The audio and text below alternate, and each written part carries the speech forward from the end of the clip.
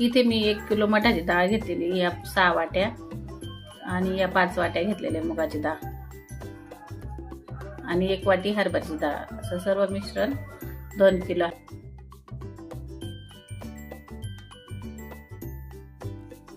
आता मी हे 2-3 पाण्याने चांगलं स्वच्छ धुवून घेणार आहे. डाळ चांगली हातावर घेऊन स्वच्छ धुवून घ्यायची, जेणेकरून केमिकल पावडर निघून जाईल. त्याच पद्धतीप्रमाणे मुगाची डाळ पण हातावर चोळून चांगली धुवून घ्यायची 2-3 पाण्याने आणि मग परत अजून स्वच्छ पाणी घेऊ आपण. बघू शकता. आता परत हरभऱ्याची डाळ तशाच पद्धतीने धुवायची, 2-3 पाणी स्वच्छ धुवून भिजत घालायची.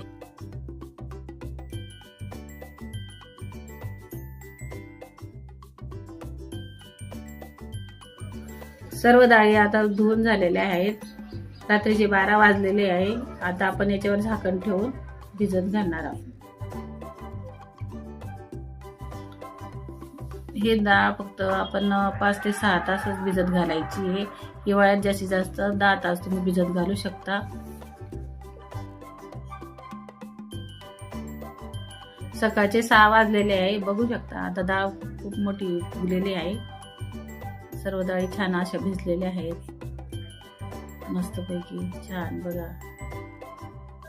आता या सर्व डाळी आपण स्वच्छ धुवून घेणार आहोत. हातावर अशी चोळून धुवायची, जेणेकरून तिचा सगळं चिकटपणा निघून जाईल, म्हणजे ती वास मारत नाही. मी इथे गावठी मठाची डाळ घेतलेली आहे. तिची साल पण निघत राहिली, बघू शकता. डाळ चांगली धुवून झालेली, ती पाणी नितरण्यासाठी आपण एका गाळणीत ठेवत आहे.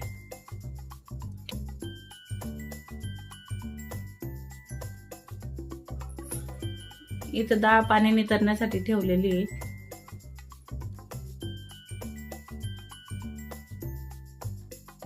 त्याच पद्धतीप्रमाणे मग डाळ पण धुवून घ्यायची आहे.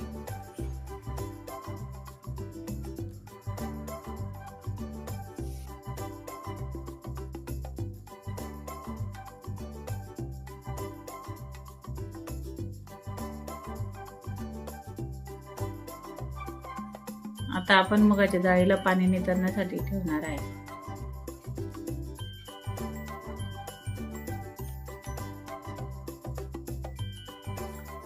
त्याच पद्धतीप्रमाणे हरभऱ्याची डाळ पण धुवायची.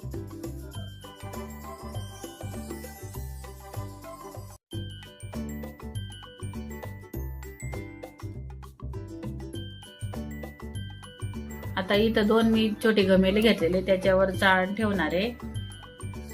बघू शकता. आणि त्याच्यावर कॉटनचा एक कपडा घेतला.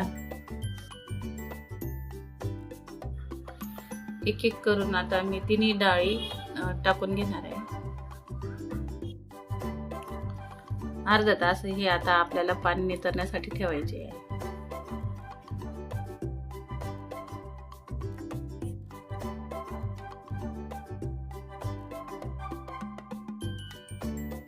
त्यानंतर इथे मी हिरवीगार कोथिंबीर घेतलेली आणि 1 वाटी लसूण घेतलेलं आहे. बघू शकता तुम्ही. आता डाळीतलं सगळं पाणी नितरून गेलेलं आहे. मी इथे 1 डबा घेतलेला आहे आणि थोडं थोडं करून सगळं टाकून घेणार आहे आणि गिरणीतून दळून आणणार आहे. इथे मी कोथिंबीर घेतली आणि लसूण पण टाकून घेतला आहे. वड्यांना मी ओलाच लसूण वापरते, कारण याची चव छान लागते. हे सर्व मी गिरणीतून दळून आणणार आहे. डाळ दळून आणली आहे, ती आता एका घमेल्यात काढून घेऊ.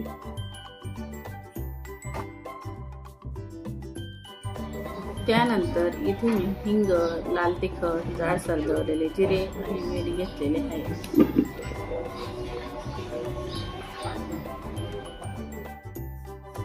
2 चमचे जिरे इथे मी टाकते.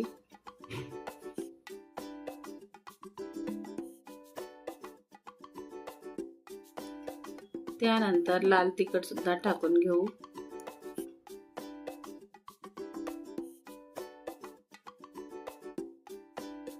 चवीनुसार मीठ टाकू.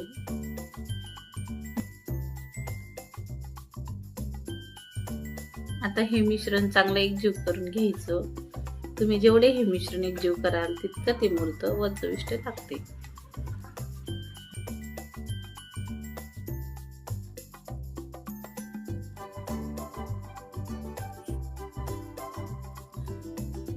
तिखट कमी आहे म्हणून मी अजून मिरची टाकून घेते, थोडं मीठ पण टाकते. चव घेऊन बघायची, खारं आणि बरोबर समजतं. आता हे चांगले मिक्स करून घ्यायचं म्हणजे मसाले छान मिक्स होतात.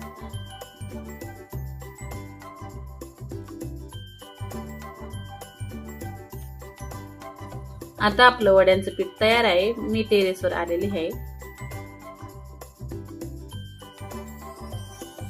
माझ्याकडे अशा प्रकारची वड्याची चाळण आहे. आता चाळणीत थोडं थोडं पीठ घेऊन वडे झारून घ्यायचे. खाट टाकून त्यावर कॉटनचं कापड आतरून घेतलंय, त्यावर मी वडे झारते. सुकल्यानंतर वडी बारीक होते म्हणून मी मोठी चाळण वापरते.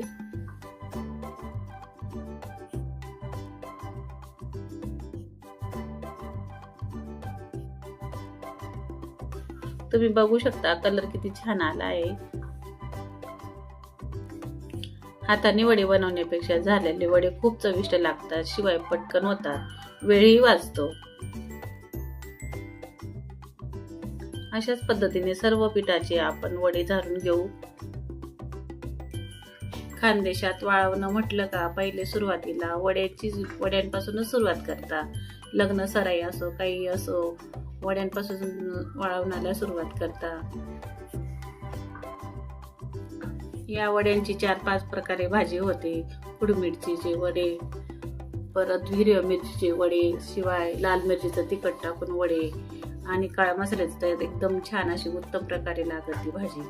किती माणसं आले ना तरी आपण मटणासारखी अशी छान भाजी लागते.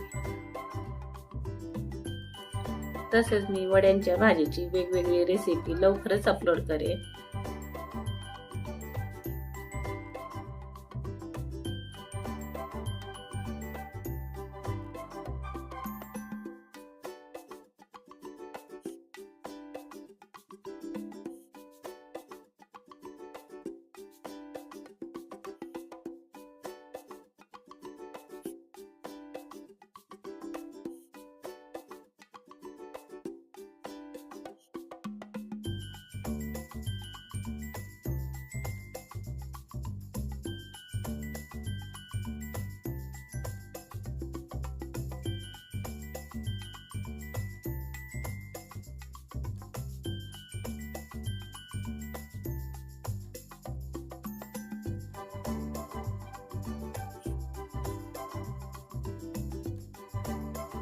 आपले वडे झारून झाले. मी खाट उन्हात ठेवली.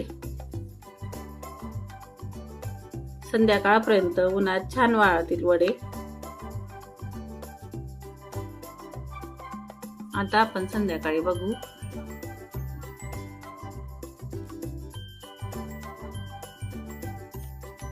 आता आम्ही टेरेसवर आलेलो आहोत आणि संध्याकाळचे 6:30 वाजलेले.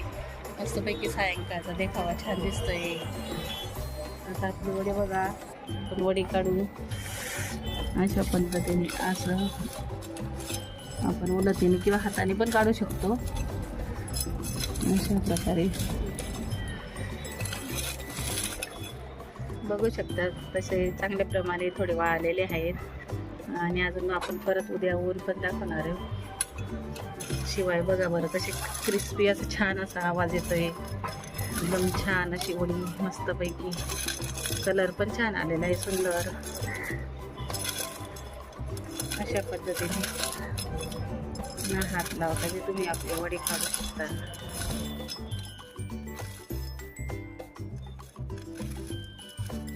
भाजी बनवायला काही नसेल तर वडे हे बेस्ट ऑप्शन आहे. अगदी 5 मिनिटात भाजी तयार होते.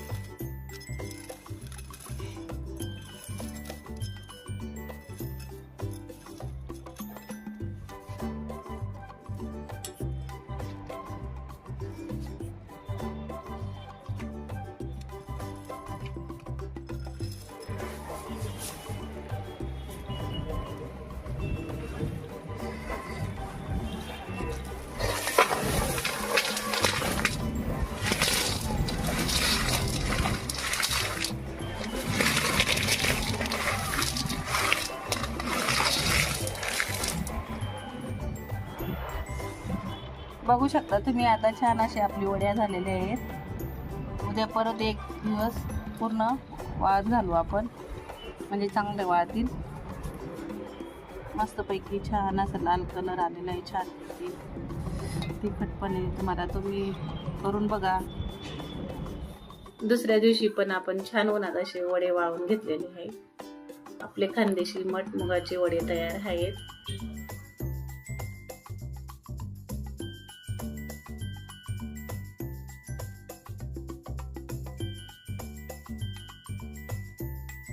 तुम्हाला रेसिपी कशी वाटली हे कमेंट करून नक्की सांगा. रेसिपी आवडली असेल तर चॅनलला सबस्क्राईब करा, लाईक करा आणि शेअर करा. पुन्हा भेटू नवीन रेसिपी सोबत. तोपर्यंत घरचं खा आणि आनंद खा.